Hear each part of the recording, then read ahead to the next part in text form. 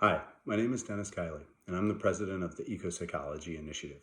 I've been really pleased and excited recently to hear entering into the collective conversation and discourse a real and meaningful conversation about climate change. And not only that generally, but more specifically, the emotional and psychological impacts of climate change as they're having on people's lives and in communities. And I couldn't be more pleased to hear that, for example, where I live in the United States, that the American Psychological Association is taking up this type of psychological impact and outcome and talking about it as being really worthy and worthwhile. And it is. The outcomes and debilitating impacts that people are already encountering because of these feelings and emotions related to climate change are real, and they need to be addressed. We need healing. We need healing for the sake of people in their individual lives so they can live more open-heartedly and more engaged. But we also need healing on larger, more global and collective levels. And this starts with talking about these types of subject matter, like climate change and feelings and emotions. And I'm really proud and honored that as part of the EcoPsychology Initiative, we're already participating in this conversation. And we're really committed to offering programming that is empowering, that's educational, and is hopefully even inspiring if we can do that. And so all our classes, including our core content, part of which is the psychological and emotional impacts of climate change, we're hoping to provide just the very types of programming that people need to bring about the change and healing that people want. We do this by delivering insights and ideas that people can really think about. For example, like, what are the emotions of climate change? Why are they happening? What do they mean? And how can we positively and consciously address these emotions in a way that's constructive, that leaves us feeling more open and engaged in our lives generally, not to mention so that we can address things like climate change. And we have a number of classes on this specific content. But for the intention for today is to just provide a little more of an introduction and exposure to what we're talking about as it relates to emotions and climate change. In short, we need this healing and we need this change, and we need to be having these conversations in our own lives and in larger and more collective levels. In short, I want to say that having feelings and emotions as it pertains to what has been happening, is happening, and might be happening with climate change, they're not only normal and they're understandable, they're even healthy. It is psychologically healthy to be in touch with our hearts and to feel a connection with that which is outside of ourselves, including the planet to which we belong. And it's not healthy, and it's really unproductive and characterizes a lot of our culture right now, where we're judging people who are feeling that way, or perhaps we ourselves are internalizing some shame or judgment that we feel this way. And that only adds to it. It causes us to feel even more overwhelmed and the various things that go with that. And so instead, we want to say that it's healthy.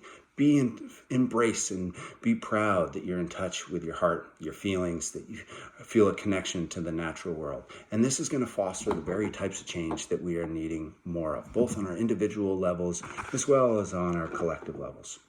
That said, this is also not to diminish the very real pain that a lot of people are encountering. It can have broad and vast-reaching impacts that get people to shut down in their personal lives, relationally, at work, in the community. And this is truly tragic for a lot of ways, not only because of the personal detriment, but also because it means that many fewer people who are engaging the issue of climate change and acting. And too many people I speak with and we hear about in our community say, it's all too much and I can't handle it, and I shut down. And this is the exact opposite of what we're needing.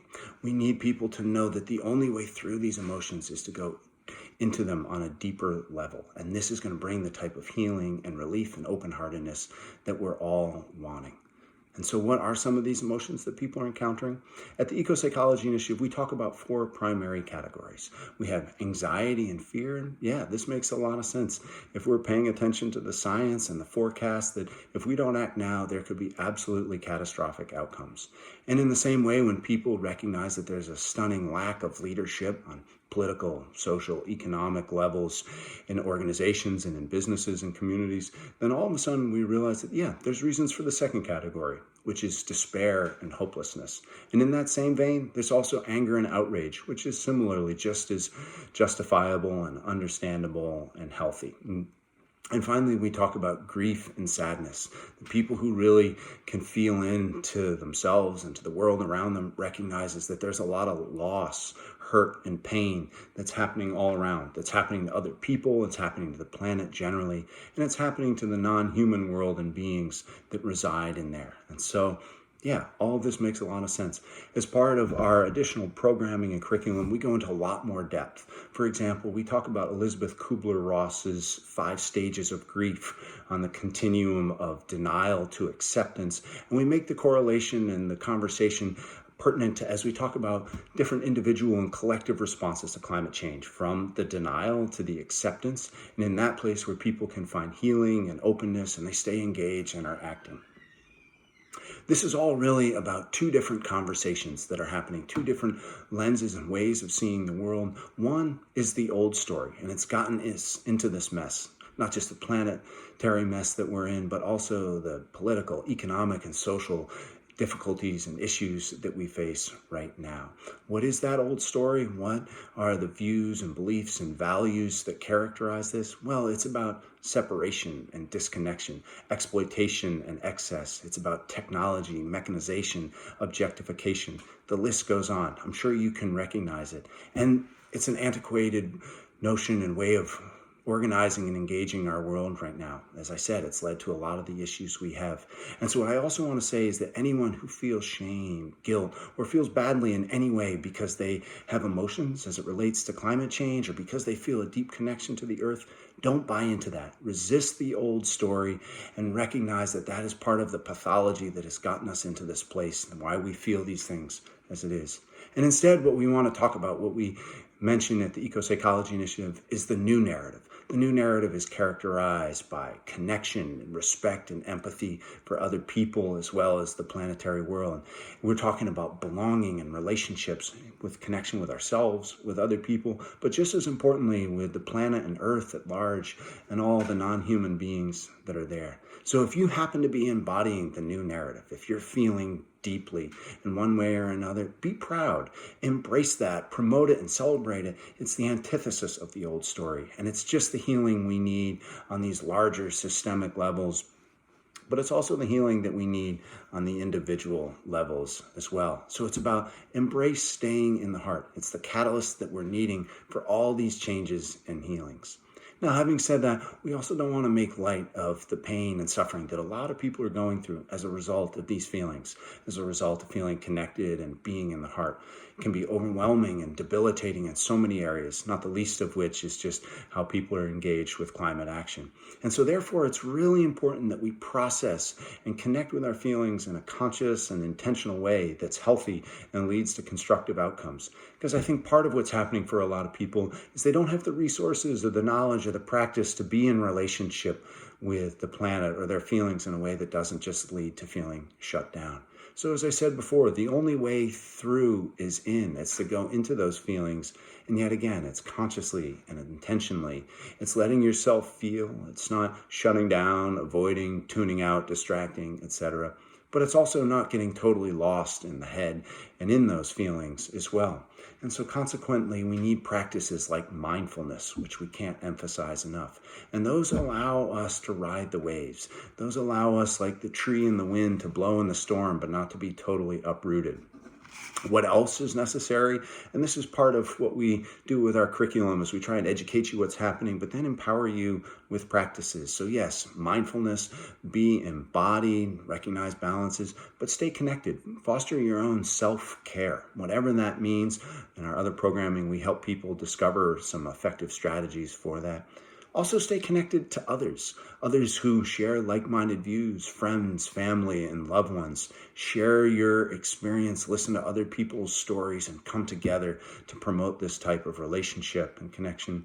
But we also want to say connect with people who are different, who you know don't think the same way. Connect with strangers, those that you might not otherwise, because we need that to foster this real larger planetary belonging, as opposed to kind of the ecocentric notion that we have right now. Because right now, the old story is all about humans as the primary drivers of importance. Similarly, we value the head. And instead, the new narrative is about valuing the heart. It's valuing those belongings and relationships, as we were talking about earlier.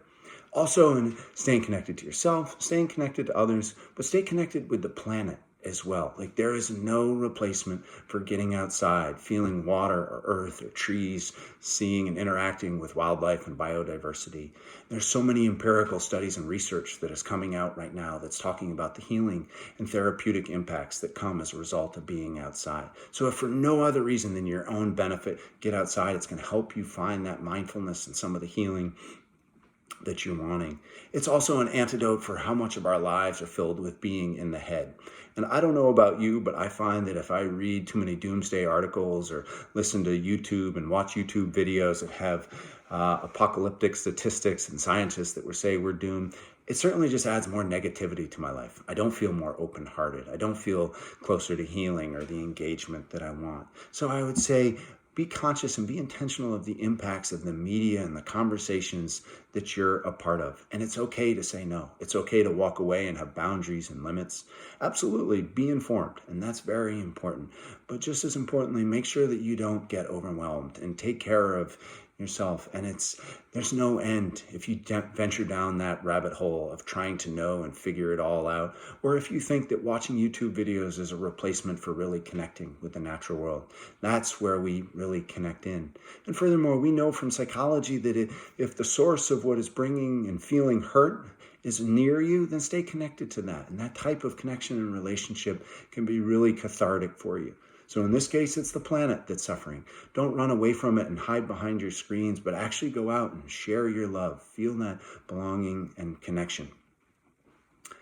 So what is this all about? This all really is about healing. It's about healing in our own hearts, and it's about healing on the planetary level, and recognizing that these psychological and emotional impacts of climate change are real. And so I hope that you have found this video instructive. As part of all the work we do with the EcoPsychology Initiative, we want to foster the type of open-heartedness and engagement that we think is really necessary on individual and larger collective levels as we shift from the old story into the new narrative.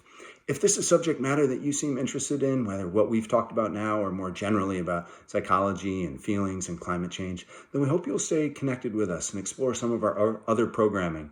We have public and private classes, but we also have what is called a Tier 1 class, which is a downloadable program for a small fee with which you get video and audio recordings and lectures.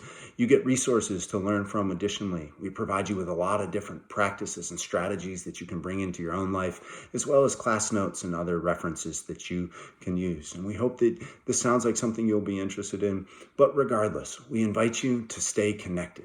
Stay connected to yourself, to your heart, your feelings. Stay connected to the planet that we're a part of, and keep going. Take pride in being part of the new narrative. Take pride in the fact that you, like millions of other people, feel deeply, and that this isn't something to be embarrassed about. And rather, anything that says that you shouldn't is part of the pathological old story that we don't need anymore. Right now, about the way through in so many levels is in. So go in, go deeper, and knowing that you, along with myself and the EcoPsychology Initiative and so many other people, are collectively working to be part of the healing and the change of consciousness that we so desperately need for ourselves and the world. And the reality is, together we can. Together we can be part of this healing. You, me, and all of us. So as we say at the EcoPsychology Initiative, nature knows the way, stay connected, and be well.